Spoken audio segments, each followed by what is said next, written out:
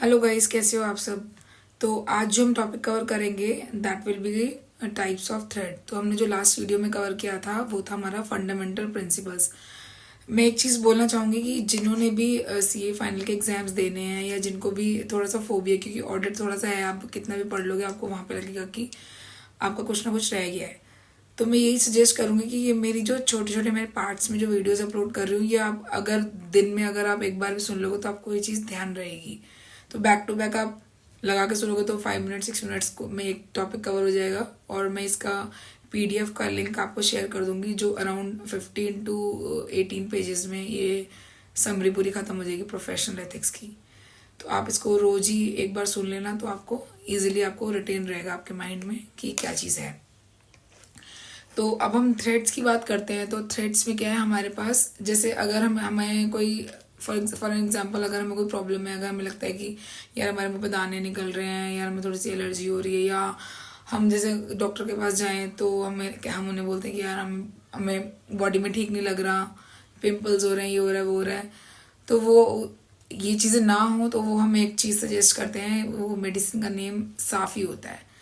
तो for this topic we will use the code साफ़ी। तो इसमें 5 तरीके के थ्रेट हैं। तो जो पहला थ्रेट है वो है हमारा self interest threat. Self interest threat में क्या होता है, लाइक आप अगर किसी क्लाइंट का ऑडिट कर रहे हैं, अगर आप किसी के साथ एसोसिएटेड हैं तो आपके और उसके बीच में एक फिनेंशियल इंटरेस्ट है। वो हम आगे एग्जाम्पल्स में कवर करेंगे। सेकंड जो थ्रेट है हमारा वो है हमारा self review. Self review means आपने अपना ही काम करा और आप उसी को रिव्यू कर रहे हो। मतलब आपने अपने आप ही बुक्स बनाई हैं और अपने आप ही आप उसको ऑडिट करके आप बस साइन करा ले रहे हो किसी से, तो this is self review.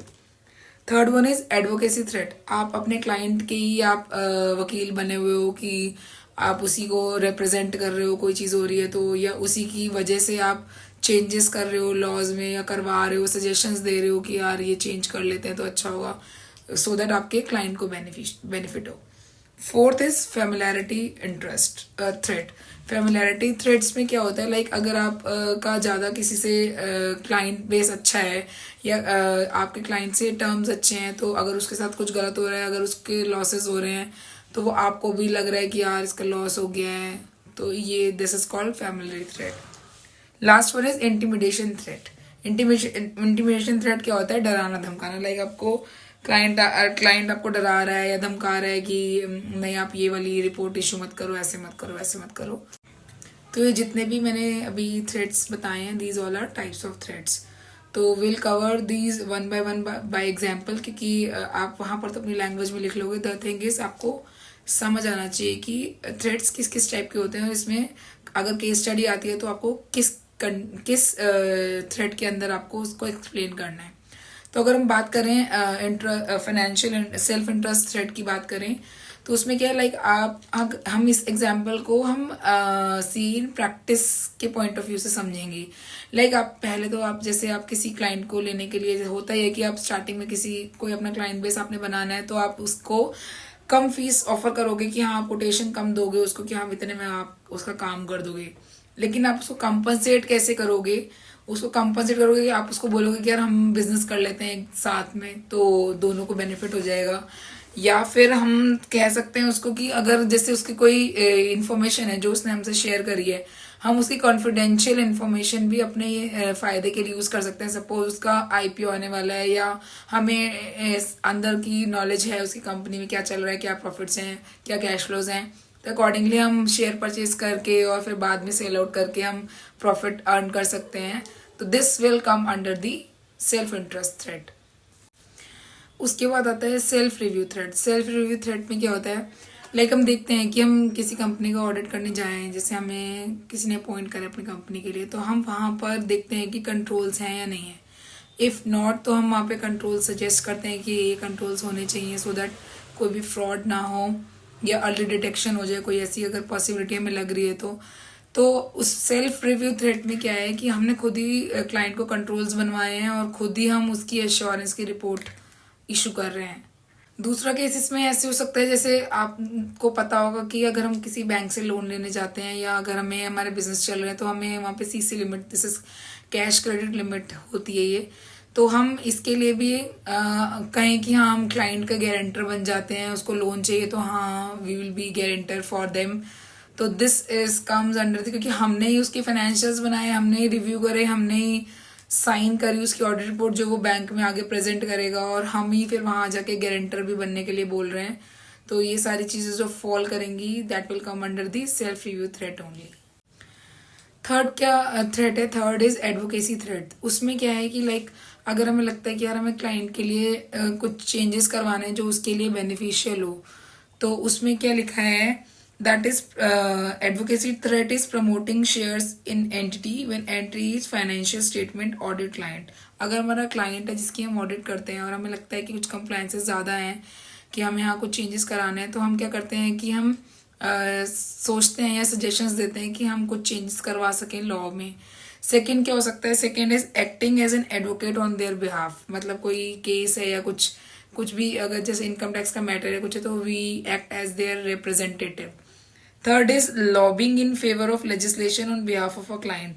Like law में चेंजेस कराने का सोचते हैं कि हाँ कि ये चेंजेस हो जाएं, सजेशंस दे देते हैं कि ये होना चाहिए, क्योंकि हमें लगता है कि इससे हमारे क्लाइंट को बेनिफिट होगा। नेक्स्ट जो थ्रेट है वो है familiarity threat, means the six circumstances which can create the familiarity threats. तो इसमें क्या होता है कि लाइक अगर आपका कोई क्लाइंट है suppose for which you are auditing, तो लेकिन उस क्लाइंट का जो अकाउंटेंट है या कोई है वो आपका रिलेटिव है, तो because of him this can create a familiarity threat, कि आपको अगर उसकी कोई गलती भी है तब भी आप सोचोगे कि मैं बताऊं या ना बताऊं, क्योंकि अगर कोई गलती है तो ही विल रिएक्ट अकॉर्डिंगली, क्योंकि आप उसका ऑडिट कर रहे हो और सेम वे आपका रिश्तेदार भी वहीं पर है, तो आप सोचोगे कि मैं बोलूं या नहीं बोलूं। सेकंड कंडीशन क्या हो जाती है, लाइक आपका कोई पार्टनर था जो आपके साथ पहले एसोसिएटेड था, लेकिन अब आपके क्लाइंट जो हैं उसमें वो डायरेक्टर है, तो उसमें भी आप you have to agree on them only, कि अगर आप वो आपको कुछ बोल रहे हैं तो आपको उस पर एग्री करना पड़ेगा। तो this can create an familiarity threat.